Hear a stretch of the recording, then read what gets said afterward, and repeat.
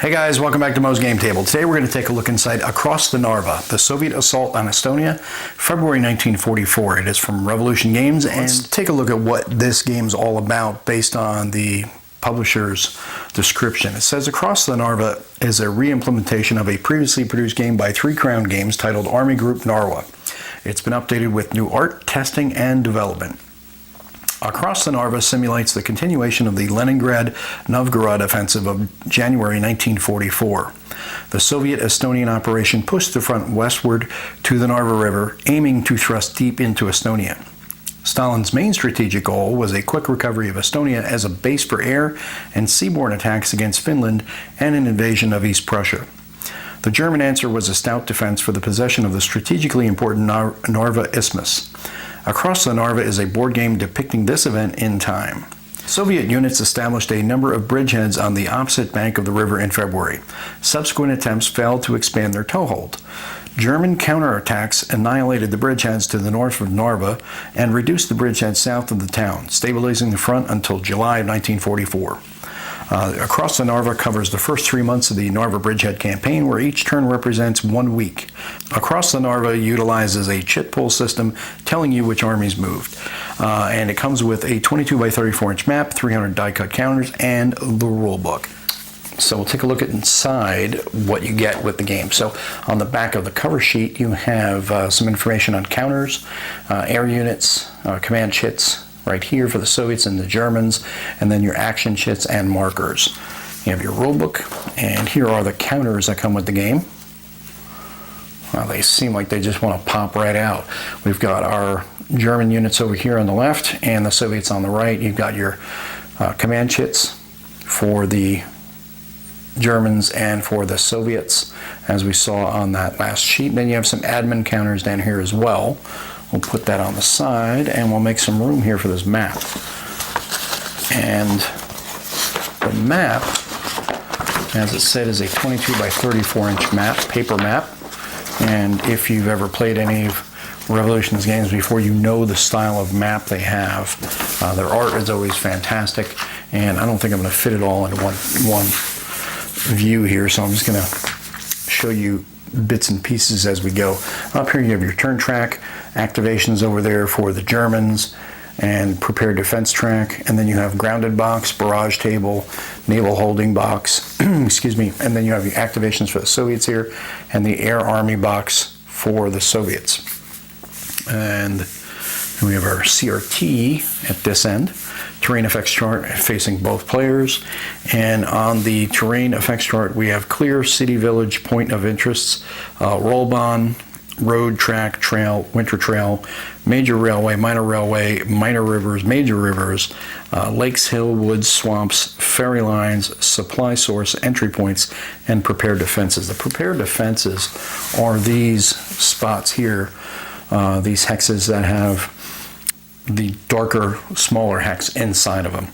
And then you have the source supply entry points, are these markers right here along the side of the map that are alphabetized in a circle. Pretty easy to pick out and see what everything is, but I'm going to try putting it this way so you can see it a little bit better, get a better indication of what the map looks like when you're facing it on.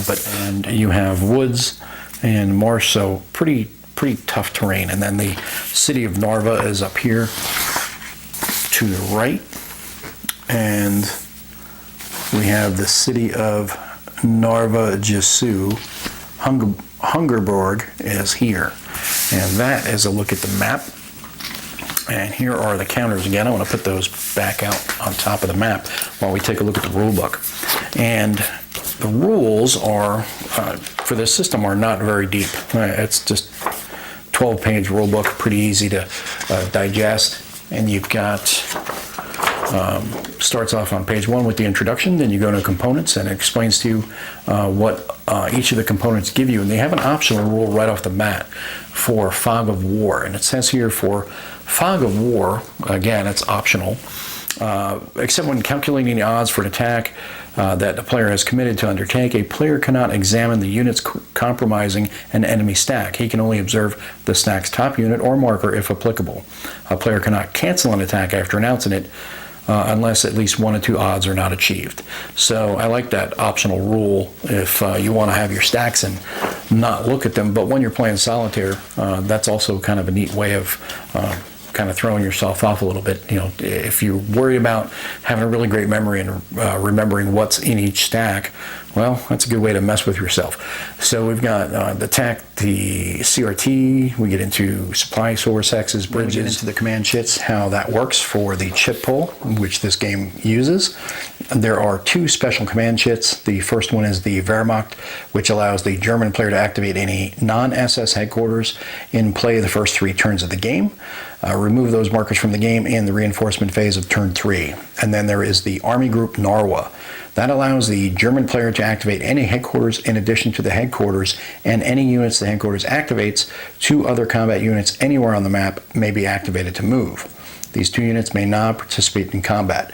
So that's kind of neat if you have somewhere on the map here, if you're wanting to move, if you're engaged in combat here, for example, and you want to activate up here, or you get the chit pull to activate up here, you can maybe have a couple of units down here move into a position where they can act as a blocking force for that unit, you know, blocking that unit for retreat, or also if you wanted to cut off their supply, something like that. I like that. That's pretty neat. Then you have your action chits, which are barrage action chits. Then you have the random event chit, and this says here, when the action chit, this action chit is drawn, roll 2d6, compare the results with the random events table on the back of the rules, instantly apply the result before proceeding with the new chit draw. So back of the rules here has this random event table, and this is what will happen when that takes place. Then you have some other things here. Then we got into our sequence of play. There's the air unit phase, command phase, reinforcement phase, supply phase, and then the end of turn phase. And it's all laid out for you here in order, explaining to you how all that works. You've got your command phase, starts off with, as we were talking about, then the zones of control, your movement, terrain effects on movement, stacking, reinforcements, combat, and how that works. Supply and isolation, and then we have special rules here, and then we get to the air units, and then how to win the game, and then your setup, which is all text. As you can see, there's no illustrated examples of play through the manual, but everything looks pretty straightforward. And if you've played Revolution games before, or if you played Königsberg, you're gonna definitely pick this up very quickly, because it looks like very much the same type of game. So that is the back of the on the back of the book. You have your index, which has all of your cases laid out for you and what page they're at, and then a random events table, and then unit abbreviations. That is everything in the rule book. But that is a look inside Across the Narva from Revolution Games. It is available now. I hope this helps if you're considering getting this game. As always, if you have any comments or questions, post them down below. Thanks for tuning in, guys. See you next time.